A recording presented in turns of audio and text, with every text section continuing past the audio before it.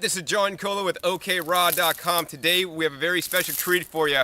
We're going to talk about one of my favorite fruits on earth, and this is basically an unknown fruit for most people. Most people think when they think of carob as something chocolate-coated carob, something in a health food store, but you could also find the roasted carob in the health food store, usually in the bulk section, and also the raw carob.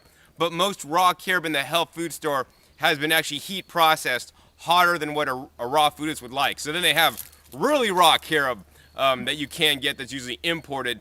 That's, maybe a little bit better because it's not heated too hot.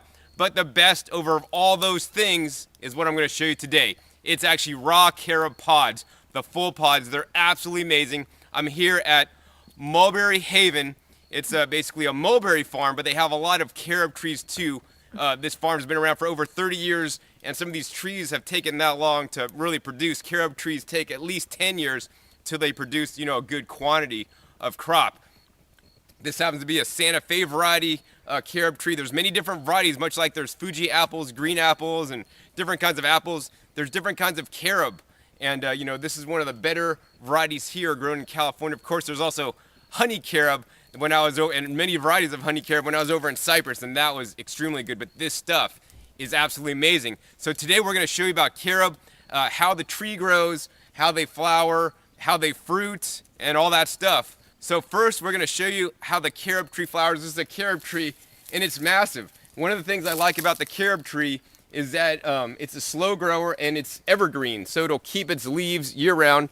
They grow well here in Southern California. And, I do have a tree in Northern California.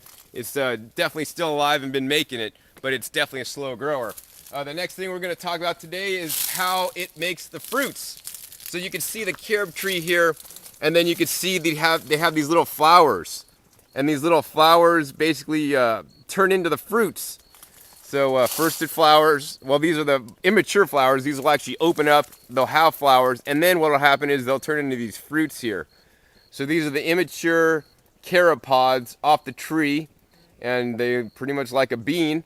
If you picked one of these right now and tried to eat it, it'd be very, very, very astringent and not taste good at all. Let's go over to another tree where it's just literally loaded with carob, and we'll pick one, break it open, and we'll tell you more about the carob. So we're standing underneath a fully loaded carob tree. These are actually amazing. I call these things chocolate on a tree. I mean, these things, let me go ahead and pick one here. These things, you just pick it off the tree, and these things are so long, you just snap it out, and I mean, you just eat this. 100% fruit.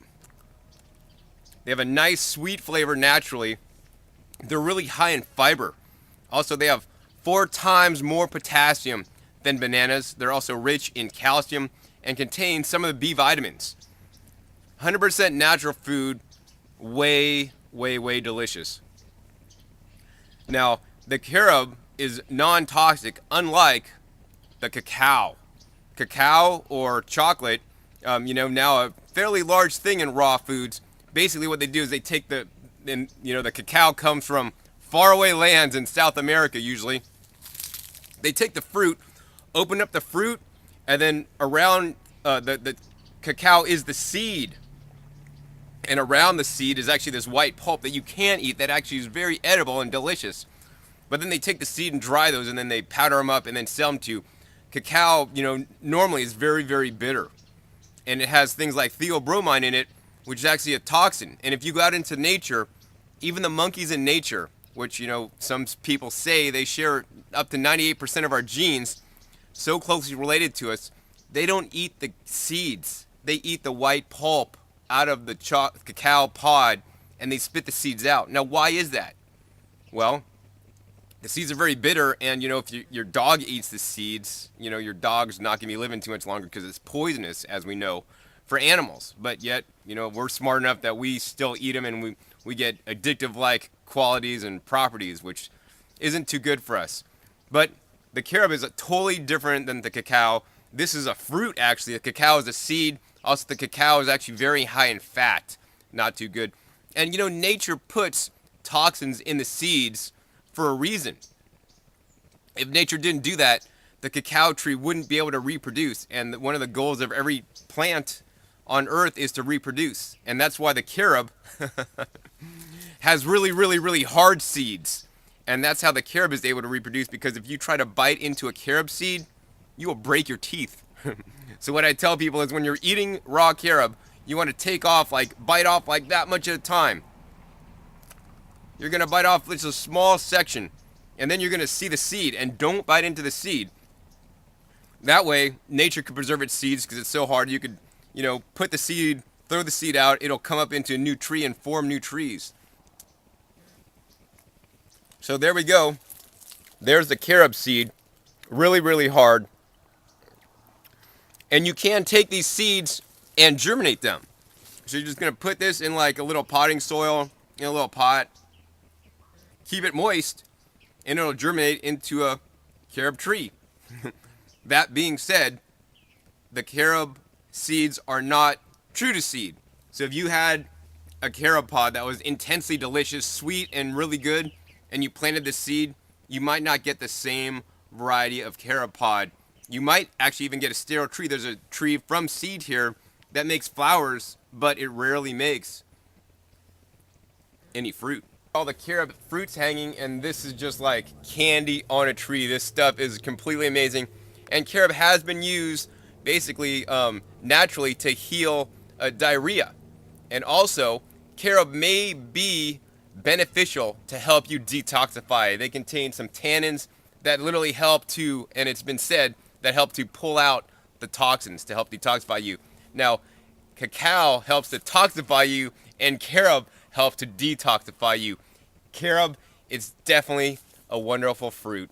So we have a loaded carob tree, and you can see behind me, there's just lots and lots of carob. As fast as I could reach my hands in there, I could just pick all this carob. So one of the questions that I know will come up is, John, once I order the carob, or once I pick a lot of carob, how do you store it? Well, the number one thing you don't want to do is you don't want to just put these in like a plastic Ziploc sealed bag or like mason jar, because when you do that, the carob can't breathe. And the carob needs to breathe, otherwise they'll get kind of funky.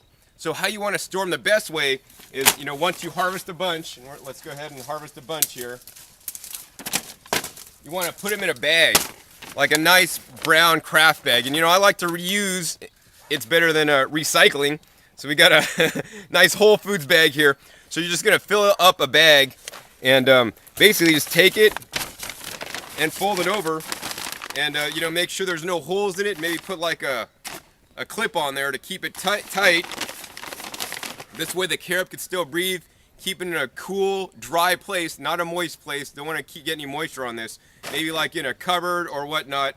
But you want to watch out too, because I have pantry moth sometimes, and the pantry moths actually like to bore into the carob and lay their eggs. In that case, what I do is just, break off the bad part, compost it, and eat the good part.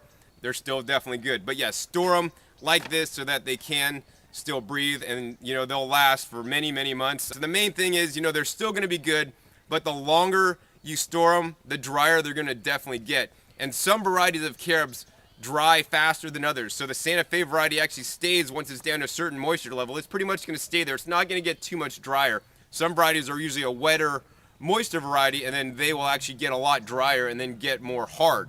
Nothing wrong with harder carob, and actually harder carob can be more desirable if you do want to grind them up and make your own carob powder.